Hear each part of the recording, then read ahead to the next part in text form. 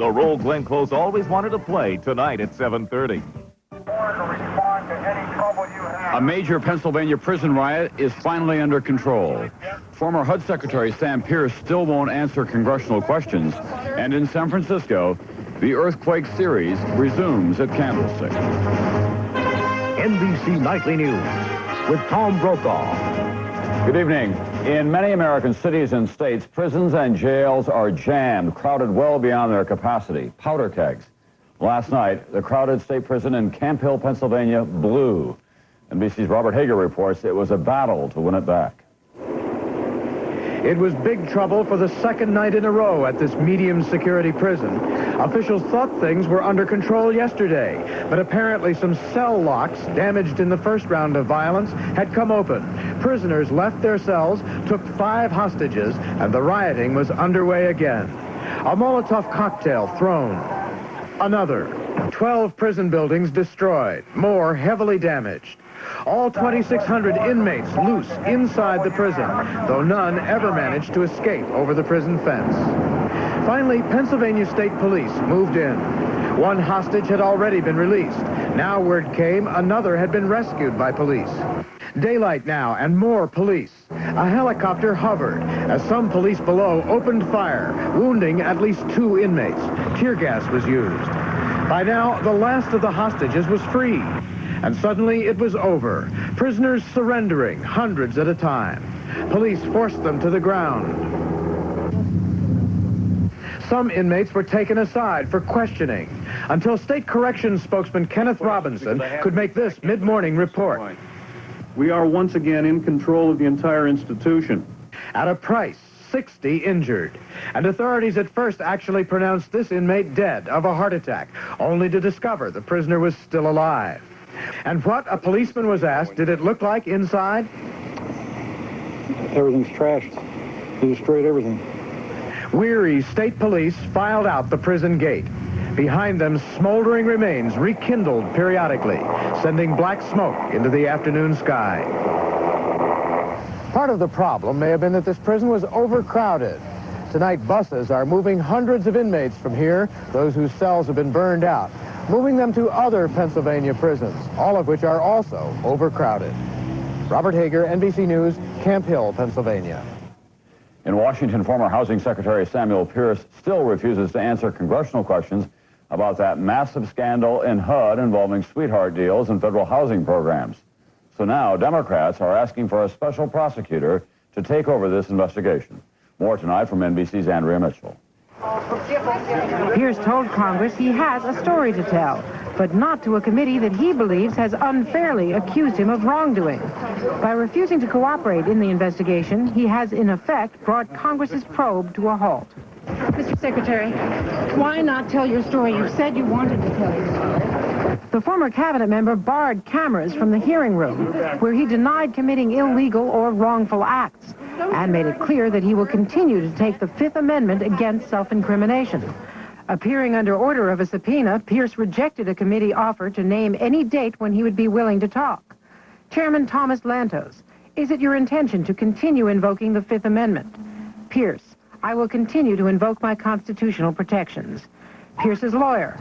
The only thing this committee is lacking after 6 months of investigation and millions of taxpayers' money is one iota of credible evidence. But he has had more than ample time. During the past 2 months, Mr. Pierce has had more attorneys working on his behalf than the entire cast of LA Law. And the committee revealed that Pierce asked the government to pick up his legal expenses, but was turned down by his successor, Housing Secretary Jack Kemp. Accusing Pierce of stonewalling their investigation, committee members now want an independent counsel, a special prosecutor, to take over. We may well have perjury at these hearings. We need to start at the top with Samuel Pierce and an independent counsel so that this criminal investigation can get to the truth and those guilty can be punished. Committee members say Pierce has played a game of legal hide-and-seek and that his strategy has worked. Unless the Justice Department steps in with a special prosecutor, no one is likely to know the full extent of what happened at HUD. Andrea Mitchell, NBC News at the Capitol. President Bush is in Costa Rica tonight, meeting with leaders from throughout Latin America, and the White House is playing this one low-key, emphasizing democracy over drugs and revolution. NBC's John Cochran tells us now the president is forced to share this meeting with an old adversary. Even before President Bush arrived, the Costa Ricans lowered expectations for the gathering of hemispheric leaders. It was officially downgraded from a summit to a meeting, and it was in danger of becoming an irrelevancy. No agreements are expected because President Bush refuses to sign anything signed by Nicaragua's Marxist leader, Daniel Ortega, who is also here. Bush complained that the news media are interested only in his feud with Ortega. Oh, you all are looking for some kind of fight. I'm here to celebrate the 100 years. Later, Ortega said he and Bush met briefly at the start of today's opening session. Ortega said he reminded Bush they met and argued 4 years ago in Brazil. The White House said Bush told Ortega they could have the same argument today over free elections and democracy. To celebrate 100 years of democracy in Costa Rica, President Arias sent invitations only to what he calls popularly elected leaders. Arias may not really think Ortega qualifies, but Arias wanted Ortega here to feel the pressure for an honest election in February.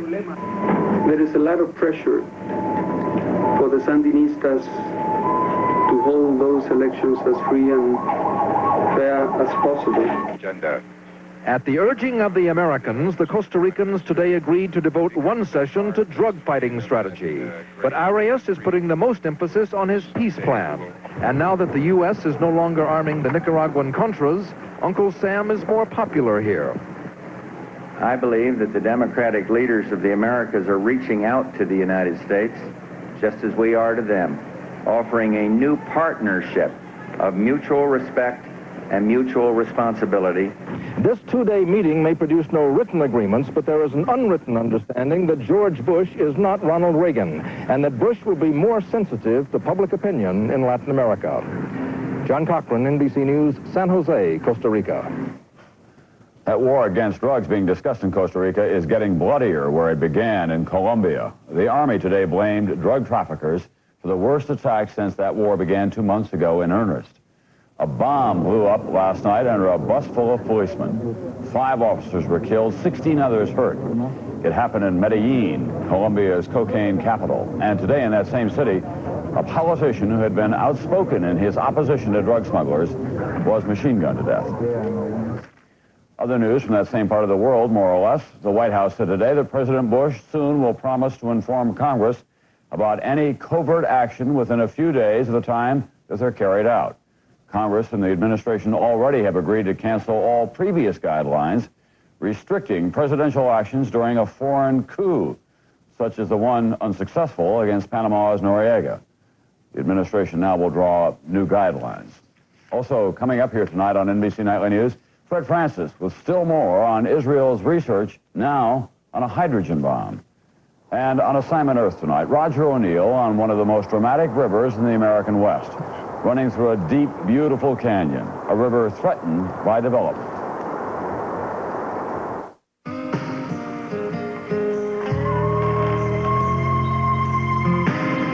People who want that competitive edge also want the nutrition of 100% whole grain. But of these eating cereals, only Wheaties is made with 100% whole grain. So only Wheaties gives you whole grain nutrition. Better get your whole grain. You better eat your Wheaties. Now with 25% less sodium than before. Piloting a corporate jet for Dow can be interesting and rewarding, particularly when it's an Angel flight. The corporate Angel network uses empty seats on company business trips to fly cancer patients who need specialized treatment. Patients like Christy. Dow was the first to make over 100 of these flights. Welcome aboard, Angel. This company does great things. This is one of them.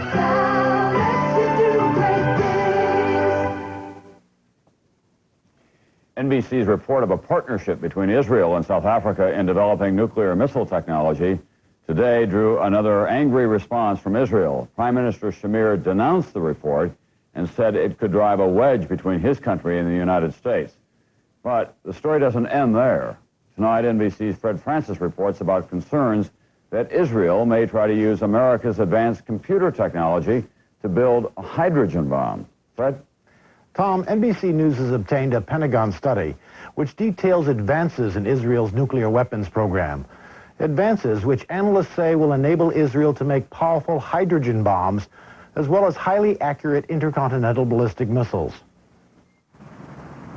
This road leads to Israel's Covert nuclear reactor, where some of the advanced research is being done. This 1987 Pentagon study says of Covert's capability, quote, "It should be noted that the Israelis are developing the kind of codes which will enable them to make hydrogen bombs." There are certainly indications from the kind of research that the Israelis have been engaged in and the kind of materials they've been getting a hold of, that they are working seriously on some kind of a hydrogen bomb option. Shortly after Israel put a satellite in orbit with its Shavit missile, experts at the Lawrence Livermore Laboratory questioned the scientific intent of the Israeli space program, writing, quote, "If Israel wanted to place a warhead of less than 1 ton on this missile, the necessary adjustments are easily within their capabilities." All of this is troubling to senior U.S. policymakers who question why the present Israeli government is developing weapons far beyond its security needs and sharing some of the technology with South Africa. The Washington Post reported today that when the U.S. protested the technology transfer to South Africa, it was told to mind its own business. So when Israeli institutions applied for a Cray supercomputer used by American firms in weapons research, senior U.S. officials suspected the supercomputer would be used illegally. Those officials have stalled their request. That has not stopped Israeli support groups in the United States from trying to raise the more than $10 million needed to purchase the supercomputer. At this dinner in Washington last month, the supporters were told the supercomputer was for the security of Israel. I'm not going to repeat the technological justifications for this essential tool for keeping Israel in the forefront of high technology and, quote, also safe. If you give a supercomputer to Israel, there is no way to ensure that South African missile and nuclear weapon scientists won't use it. In the long term, it will be difficult for the U.S. to deny a supercomputer to an ally such as Israel. But one official said if they get one, the Israelis will have to be more honest with us than they are right now. Tom? Thank you, Fred. The chairman of a House subcommittee reviewing the Navy's investigation of that explosion on board the U.S.S. Iowa says disturbing questions remain unanswered. He said he seriously questions the Navy's conclusion that the explosion probably was caused by the wrongful act of a seaman. FBI investigators also say they found no evidence to support that conclusion. However, the Navy says it stands by its findings. 47 sailors were killed in the explosion. When American journalist Terry Anderson was kidnapped by pro-Iranian terrorists in Lebanon, he was 37 years old. Today, still being held hostage, he marked his 42nd birthday. We don't know how he spent this day, but in Washington, his friends and fellow newsmen prayed for his liberation at a Mass of hope. At the Mass, children carried pictures of Anderson and all the other hostages still being held in Lebanon. And along with the prayers, there were vows that the hostages would never be forgotten. In Beirut, meanwhile, television stations broadcast a videotape in which Anderson's daughter, who has never seen him, sang to him. Happy birthday to you. Happy birthday to you. Happy birthday to Daddy. Happy birthday to you. We would like to report that Terry Anderson saw that tape on his birthday, but of course we have no way of knowing whether he did or not.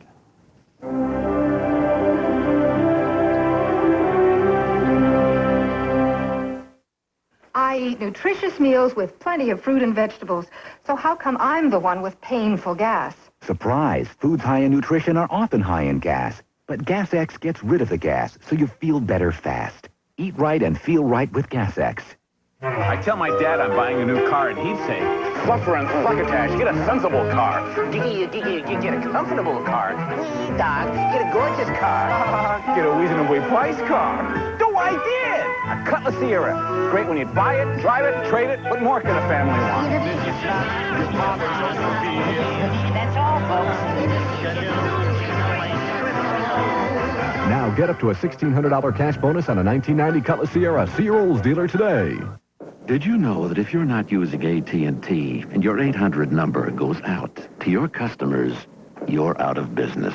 And all you can do about it is sit around and wait. Hi, how may I help you? But if you use AT&T 800 service and your 800 number goes down for any reason, the AT&T 800 assurance policy guarantees to get you back in business within an hour. The choice is yours. Keep your customers coming through with AT&T. Or take the chance that someday things might get so quiet. Reliability, another AT&T advantage.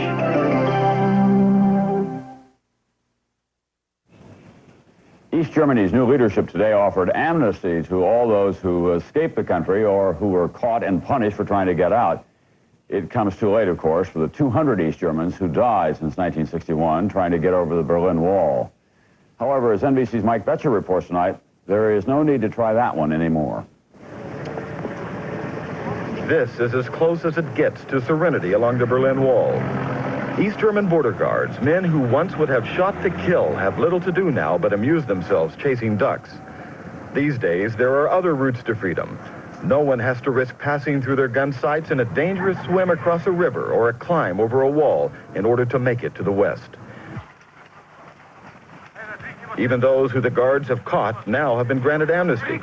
So too have the tens of thousands of refugees who have fled East Germany in recent weeks. The hundreds of thousands of East Germans who demonstrated against the government also are covered by amnesty. All, according to the communist leadership's decree, can have a second chance in East Germany. East Germany wants them, must have them, to reinvigorate its withering industry and society.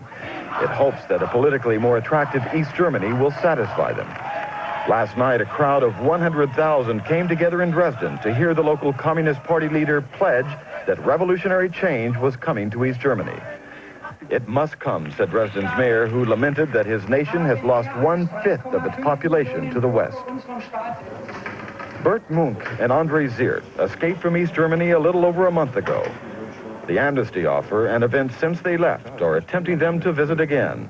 I don't trust all this, said Andres, but I'm going to wait a while and perhaps go over in a few weeks. What concrete results will there be in the long run, wondered Bernd. I'll wait a while to see if they are real. The glitter of the West is a powerful magnet that can only be countered by a stronger attraction from the East. Playing in the West tonight, a party celebrating the premiere of Batman. In the East, the birth of a powerful reform movement. For the first time, East Germans could have a choice which attraction they would like to attend. Mike Betcher, NBC News, East Berlin. In Britain, Prime Minister Margaret Thatcher today shrugged off a cabinet crisis in which her foreign, her defense, and treasury secretaries all changed. She said it's business as usual, but critics called yesterday's shuffle the worst trouble of her 10 years in office, and some called on her to resign.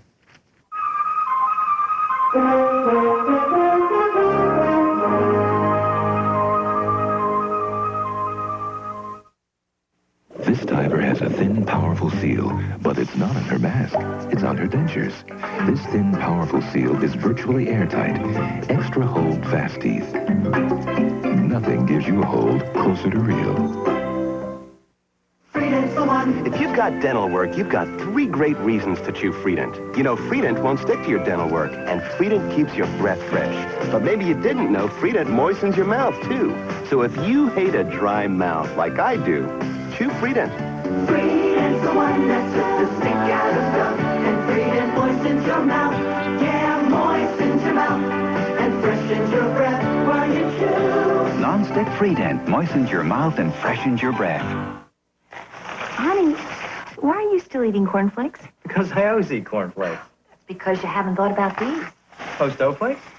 They're light, they're crispy, they taste great. And post-oat flakes give you something cornflakes can't give you. What's that? Oats. Oats? Post-oat flakes are a significant source of oat bran. For oat nutrition you can't get from cornflakes. Well, what do you think? I think I'll always eat post-oat flakes. Post-oat flakes. Oat nutrition you can't get from cornflakes. To celebrate the end of daylight savings, Philips is having a light bulb sell-a-thon. No one else has ever done this before. Right now. Ooh. Participating stores have Philips Longer Life bulbs at big savings. Value, savings, convenience. So remember, it's almost time to change your clock fan. Uh-oh. And it's time to change your bulb during Philips Daylight Savings. Ow! Woo! What a party! If I told you my pantyhose could go through an obstacle course like this without a snag, you'd say, no way. And I'd say, no nonsense. Pantyhose that last are no nonsense. Tonight on Assignment Earth, our series of reports on the environment, the battle over Black Canyon. NBC's Roger O'Neill reports this is a battle over water, a battle in which the demands of man are pitted against the needs of nature. Oh, gorgeous. Beautiful. As far as you can see. It's the Black Canyon of the Gunnison, a national monument, a chasm in the earth 50 miles long and 2,000 feet deep in western Colorado. And look at the black shadows. That's what I love, the shadows. And you can see why they call it the Black Canyon. Yes. But the water, which for 2 million years has been carving through the solid rock to form the canyon, is wanted elsewhere. To make electricity, for suburban homes, for green grass, for farmers who need it to grow crops on land which used to be desert. So many groups have claimed a right to use the water that in a dry year, it's feared the Gunnison River would go dry. Developers want to build 3 big new water diversion projects upstream from Black Canyon, and that has worried the National Park Service. We're supposed to preserve the areas that we're entrusted with so that they can be enjoyed now and also be in similar state sometime in the near future so that our children and our children's children can see them as we see them today. The courts have already ruled some water has to flow through the canyon. How much is what the government is trying to figure out. Most people think it will be more than what it is today. And if it's a lot more, the developers would have to change their plans. We do have to balance man's needs against the needs of the environment. And eventually somebody's going to have to determine which is the greater need. Hank Coates has been fishing, rafting, enjoying the canyon for 30 years. And he believes it's worth preserving, regardless of what man may have to do without. I liken the Black Canyon to a cathedral, the largest cathedral that one could ever enter. The inspiration of the place is beyond your comprehension. Keith Catlin's been farming here all his life. I enjoy the canyon as much as anybody else does, but I think that we're not doing anything to damage the canyon, and I definitely don't think that more water would make it better. In the West, people like to say whiskey's for drinking and water's for fighting. The Black Canyon of the Gunnison could be the scene of the next water war. Roger O'Neill, NBC News, Montrose, Colorado. Another environmental dispute tonight. Exxon now has resigned from the corporate advisory board of the National Wildlife Federation, charging the Federation was unfair in its criticism of the Alaskan oil spill. The Federation shot back that Exxon has become, quote, a corporate pariah.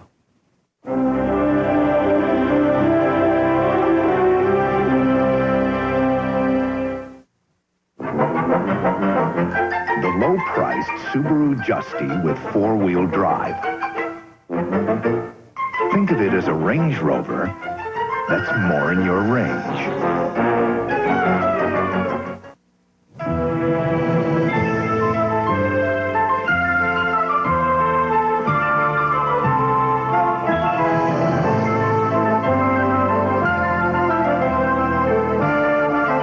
A lot of airlines would like to be U.S.S.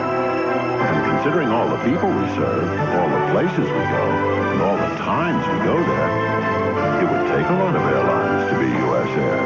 U.S. Air, America's most frequent flyer. There's no reason in the world why we shouldn't continue to do the things that we enjoy doing in life. Granted, we have the odd aches and pains. Well, my goodness, I mean, what can we expect at our age?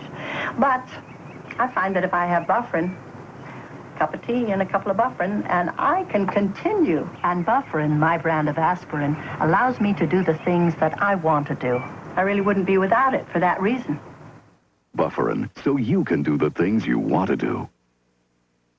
It's Color Tile's Blockbuster Sale. Save up to 40% with no payment for 90 days on DuPont Stainmaster Carpet, every ceramic floor and wall tile, all in-stock Armstrong vinyl tile and sheet vinyl at Color Tile's Blockbuster Sale. It ends Sunday, 6 p.m. It's been a very long time between the second and third game of the 1989 World Series, the first and we hope the last World Series to be interrupted by an earthquake. In case you've forgotten, Oakland was leading 2-0 when the series moved to Candlestick a week ago Tuesday. The series resumed tonight, and here's NBC's Bob Jamieson. The crowd arriving for tonight's game brought Candlestick Park back to life. There's been a power failure, therefore the game has been postponed. For the 10 days since the earthquake canceled Game 3, time has been suspended there. The interruption in the series and the uncertainty over its resumption had become symbols of the suspension of life as it had been in the Bay Area before the earthquake. Every day, the Giants had returned to the place where they witnessed the quake, trying to focus on baseball. And slowly, like the rest of the city, they began to look beyond the tragedy. To me, this ballpark is our home. Our home was hit by the earthquake a little bit. So what are we going to do? We're going to quit and go and leave it like it is, or come back and repair it and go on with our job. Repairs were completed, and Candlestick was certified as safe for tonight's crowd. There is so little fear that fewer than 100 people sought refunds for their tickets. In fact, a public opinion poll out today showed that an overwhelming 78% of Bay Area residents support tonight's resumption of the series. Many have embraced it as a sure sign of recovery. Even in the Marina District, those residents hardest hit by the earthquake welcome the return of baseball. Yes, I'm going. Susan Butler was at Candlestick when the earthquake struck, and she's back there tonight. I was there the night that it happened, so I'm going back for Game 3. I think we need that as just a release, you know, from all the tension that we've been under, especially down here, because it's so emotional. It's real tough. Doug Thorne isn't even a baseball fan, but welcomes the end to at least some of San Francisco's uncertainty. It's one of the things that we could start and finish and have some resolution to. It kind of gives you a sense of being grounded again. And there's something else. For the high-profile, highly paid stars like center fielder Brett Butler, the tragedy has put life in perspective. The game is just a game, and that's as far as it goes. And when it comes to family and life and God and where our direction is, that's what I mean by putting it in perspective. Butler and his teammates will never forget what happened, but tonight they believe that life, like the World Series, has resumed. Bob Jamieson, NBC News, San Francisco. That's nightly news for this Friday night. Tomorrow night, Maria Shriver from Los Angeles, and I'll see you again on Monday.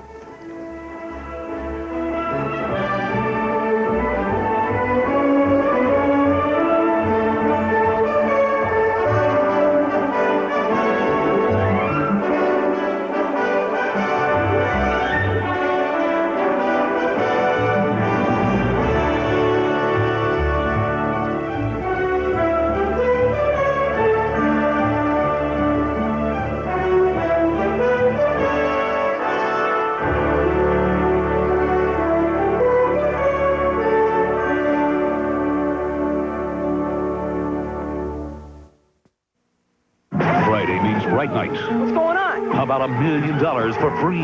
What? Floating in the middle of a deadly riptide, a thrilling Baywatch. Then a good witch. I always thought a witch was a witch. A bad witch. You're thinking horse is a horse. And a sinister cult with a deadly past. Of course, of course. A haunting hardball. It all happens bright night tonight. Sunday, a Senate showdown when two top party leaders, Democrat George Mitchell and Republican Bob Dole, square off on the budget on Meet the Press.